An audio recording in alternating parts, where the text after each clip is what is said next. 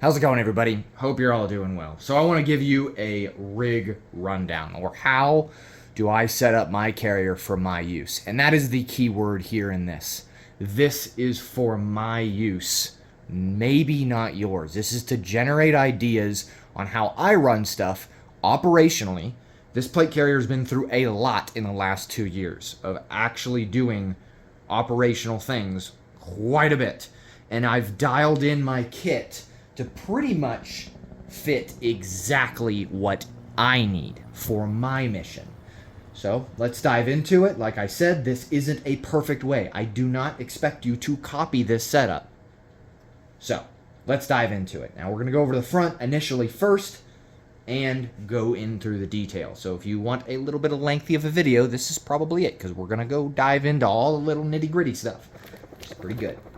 So this, originally the whole carrier itself is a rack carrier from HRT. I've been using this carrier for over 2 years now, which has been really great. Same with the placard.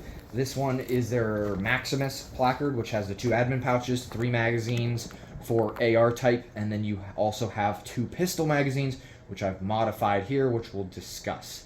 So moving from the top down, initially, I do run padding. Now, this is padding with the carrier. I prefer it mainly because of the weight that I have on this. It is heavier than some of your typical carrier weights, mainly because I do not use a battle belt system like this often. I will use one, but depending on the position I am in within my team and the mission that we are doing that day, I will kind of swap off. But typically I run just the carrier and then just a pistol on the side with no battle belt setup, which I'll go through the battle belt setup in another time.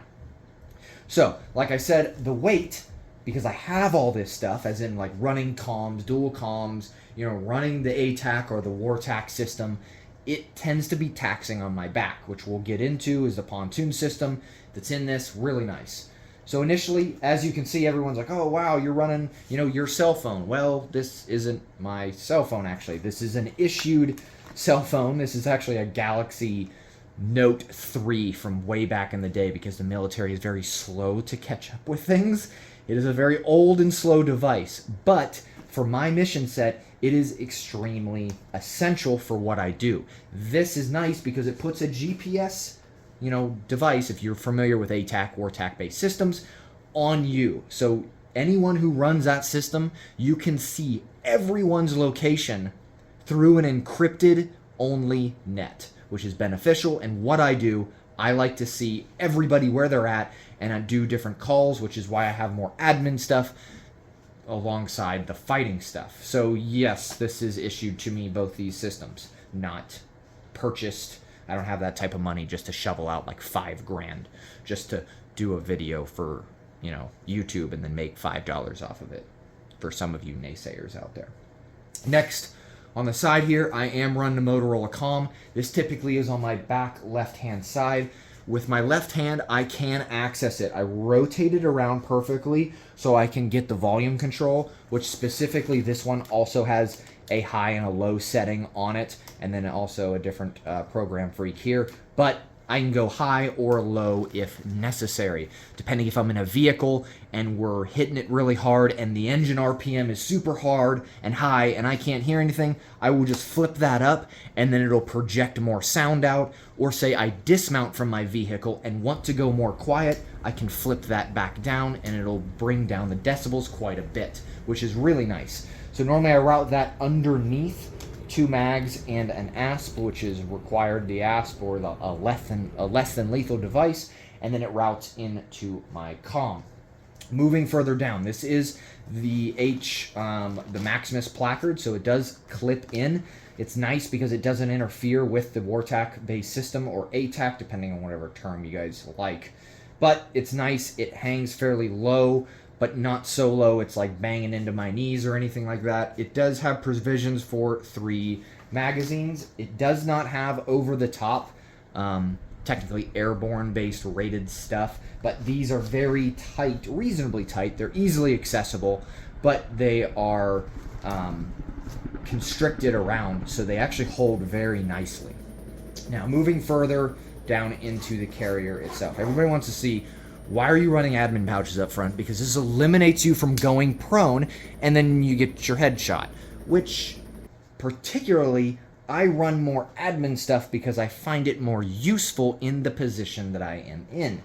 Now let's dive into it. Now these pouches are very nice. I typically keep both of the keepers center line with me. So normally my left hand is using it, so I can come over midline of my body, and if I only need that much, then I can open it up. And then the other side is the same way. Normally my right hand is taken up by a weapon system or my rifle, which I can sling to the side if I do need access to this. So some of this is also for PCCs, PCIs. For example, this is a barrel cover that I've been using for a while. This is during PCCs, PCIs. This just stays in here for now, but when I get my weapon system, this gets thrown on, so this isn't even a factor in this when I'm actually running it. Now, interestingly enough, I do carry hand sanitizer because I'm out for long periods of time, and I am eating snacks, and I'm reasonably trying to stay healthy. If I need to, I can pull that out. I also have an optic cleaner, normally just because it's nice. If it's raining, specifically I use the ACOG. When I have my weapon system down to the side, I'm out in foul weather. I like to be able to, clean off my optic and other stuff like that, and night vision if necessary. So it's really lightweight. It doesn't take up a lot, but I use it a ton. Handcuff key, just in case. Pretty much we always have these on us. I also have a extension C-burn strap. Now this is meant for your helmet. So when you run a helmet or something like that and you would don your gas mask, typically the helmet or chin strap isn't long enough, and then they just leave there dangling all over the place and you look like a moron. So if you put this on, it just extends it 2 inches, so now your gas mask and your helmet mesh together extremely well. Plus, when you're running night vision, you have all that weight up top. Your helmet doesn't just flop off your body or off your head. So this little thing is really nice. I highly recommend it, especially if you're running gas mask, which we are required in the position that I am in for certain applications because we employ certain gas, let's say. Legal, of course. Don't freak out. It's CS to be specific. Next, I have a pencil, which this is a Right in the Rain one. This is like a big, heavy-duty metal one that you can beat the crap out of. It's a little heavy, but I do like writing in pencils or pencil a lot for admin purposes because you can erase and it doesn't run. But also Right in the Rain ink works too, so blah, blah, blah. Now, I run a Sharpie, of course. Honestly, you should always have a Sharpie on you for marking literally anything. Also, I run 3 different Viz markers. Now, the reason I run these 2 is these are kind of my give outs. Is if someone's like, hey, do you have a Viz? And then I can hand one out and not be out. But I normally use black and I use red and I have a backup because literally all of you, if my coworkers are watching this, always ask me for things.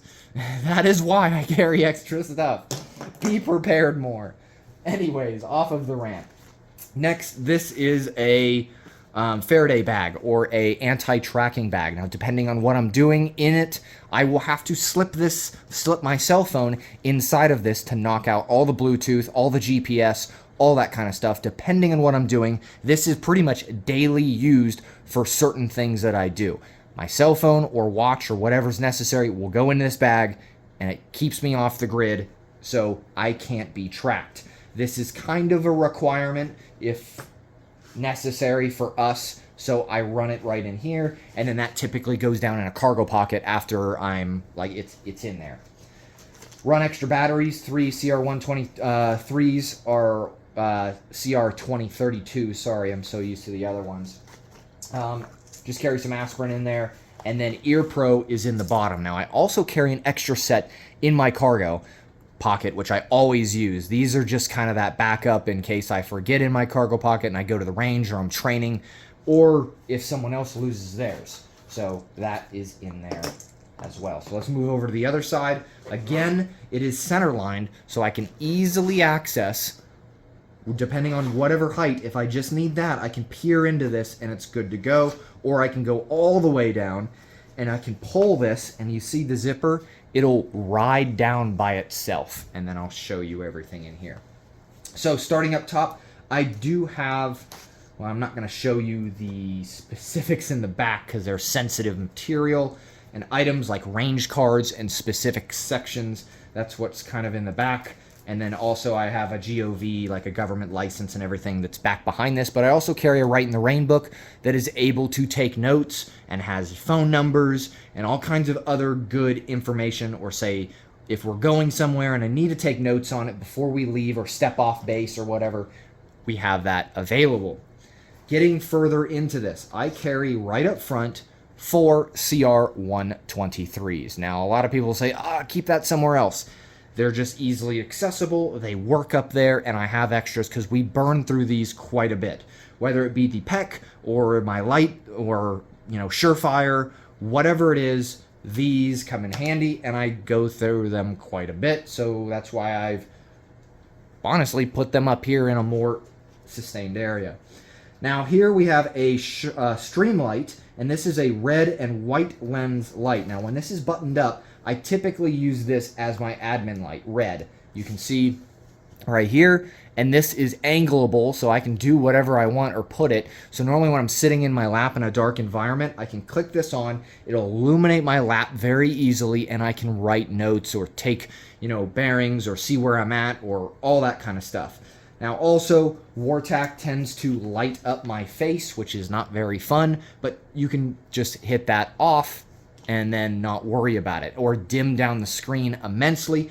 So you do got to be worried about the white light or the white NDs. Even with Wartac, if you're just checking, or ATAC, if you're looking, that white light could come back on your face. Someone night vision see you probably a mile away. So just things to think about, but I employ it at that location. Now it's pretty cool because this little thing, it is rechargeable, this little light, so it slips down in there. It's meant to go into MOLLE as well, and you can just kind of bend it around wherever you want, and it is rechargeable USB. This comes out, and literally you just stick this in and recharge it, which I haven't had to recharge it for a long time, and it's all dusty and beat up. But that rides in there for admin purposes. I have water purification tabs just in case. They're so thin, they just get out of the way, and just in case if I'm on a long up, it's nice to have water refill capability in a canteen. Getting further down in, I carry a VS17 panel, a little tiny one on me, mainly for marking, because often deconfliction when we're trying to find if one of our teams or vehicles go over to this side and go to that side, and then we have to converge or we have to mark something. Let's just say METTC. That's why I have it in here. It's nice to be able to deconflict on the go immediately rather than rummaging around in something else or like, oh, I forgot to bring it with me. This is always on me and available to be used. I have rubber gloves in here as well. They're zip tied, or not zip tied, but what is it? One wrap cable tie. I have rubber gloves just in case I have to search someone or I pick up something or do whatever. It's nice to have rubber gloves. I do have a 9-volt in here as well because most of our rangefinders and stuff like that use 9 volts, which is really goofy and I don't like it, but I carry an extra one. And of course I carry a signaling device, which is a whistle for that verbal or to do commands. Hey, 2 blasts mean this, 4 blasts mean that, blah, blah, blah. You can hear. Not going to go into details, but I carry one. It's fairly effective. Now, I do like having these admin pouches because they can compress that very well. All right, so let's dive in even further. On the right-hand side, I carry a flashlight, which this is a PowerTac like E5, which I've used for years and years and years. Went to Afghanistan with it. Nice white light available. You can click it up and down. I like having white lights very easily accessible to my hand, not just particularly on my weapon system. So if I'm running a weapon system, I have my white light, but then sometimes I would also like to have a handheld so I'm not pointing a rifle in potentially other people, non-threatening people's face or feet or something like that. Moving further down. Now this is a Faro Concepts mini dangler, and this in here has pretty much a full IFAK in it. Not gonna fully divulge, I guess. I can go into a little bit because it's gonna be a very long video, which I guess some of you like that. But I carry a small 4-inch compression Israeli bandage, a 6-inch combat gauze, shears, nasal pharyngeal airway is right there. Combat gauze is there. I carry a Sharpie in here as well. combat or TCCC card, and then also occlusive dressing or chest seals is what most people say, and then a needle D or needle decompression or for tension pneumothorax if necessary.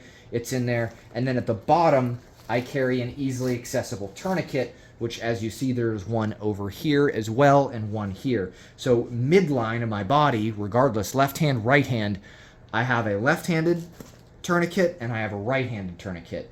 And this one can also be used ambi, just in case it's there, it's accessible. I also carry one in my kind of ankle pocket. Typically they're down there as well. Now moving further down, which is this, I don't know if you can see, this is the HRT hand warmer. Now we are in a cold climate and I am in the northern United States, so it gets -50 here, kind of average. So this is a hand warmer. You can put hand warmers inside of it. It's like a tube. You put your hands. I normally put my cold weather gloves, as you can see, in here, which is nice. They're just a nice place to be stowed. And I typically run these gloves. They're ambidextrous or very dexterity based, not ambi. Of course they're ambi because they're both hands. Duh. But anyways, they're very warm, but then they also allow that movement of my hands for also doing admin tasks and stuff like that. So I also carry on the other side here pig gloves, the thin, these are the deltas over here, but ultimately I carry cold weather and the warm weather or tactical gloves, I guess you could say. It just depends on what I'm doing. If I'm doing finite detail, I'll run with that.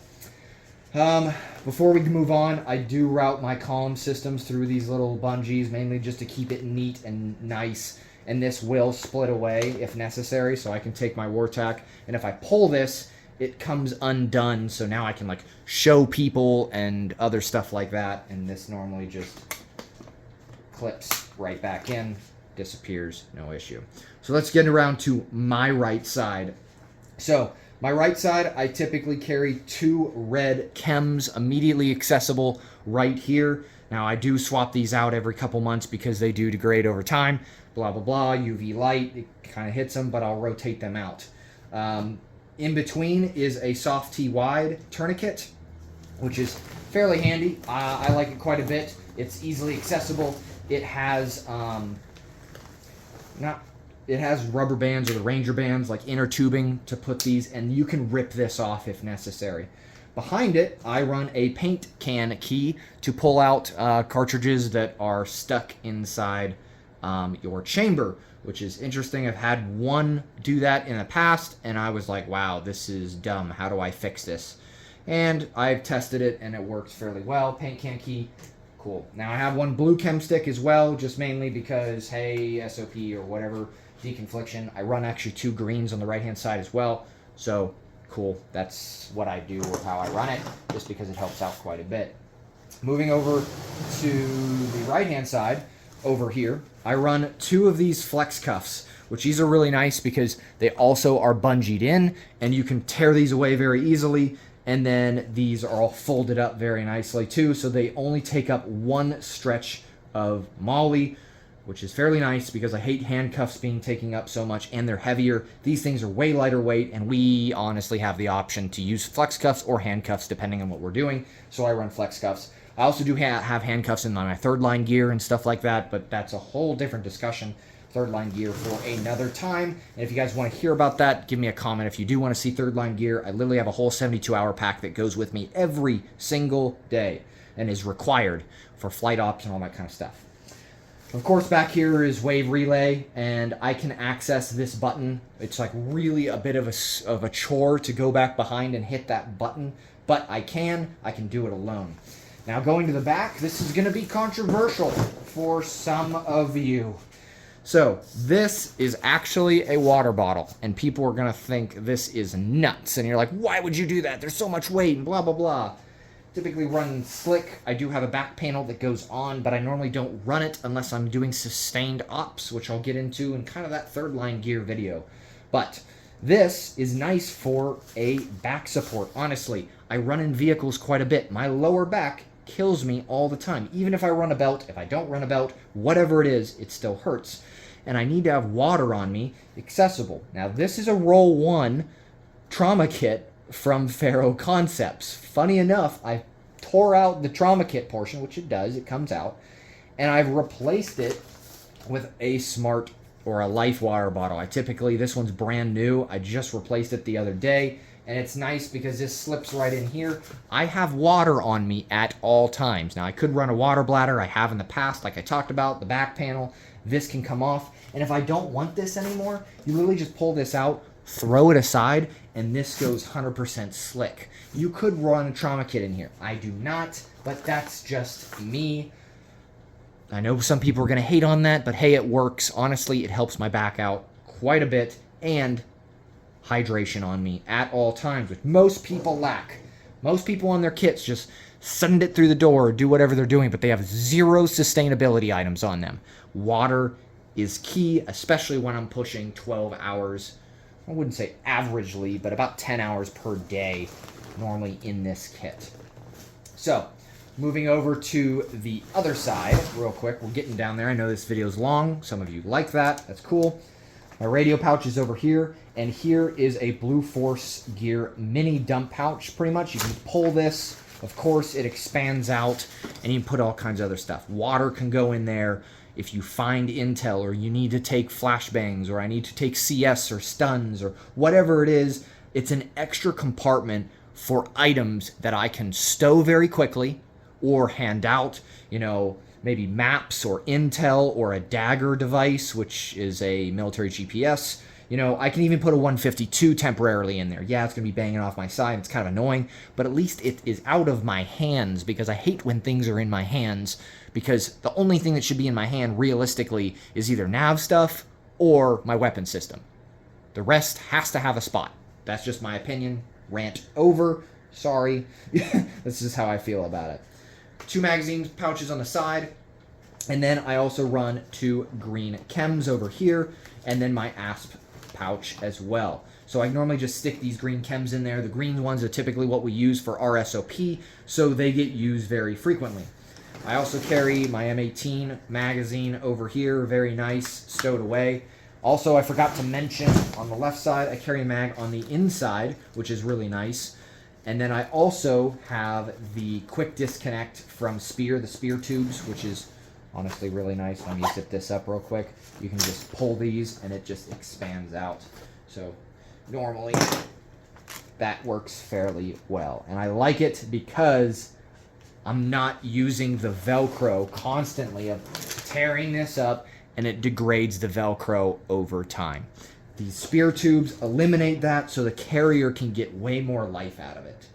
So, that was a quick rundown of what I specifically use. I'm trying to think of anything else on here that is like potential people would want to know about.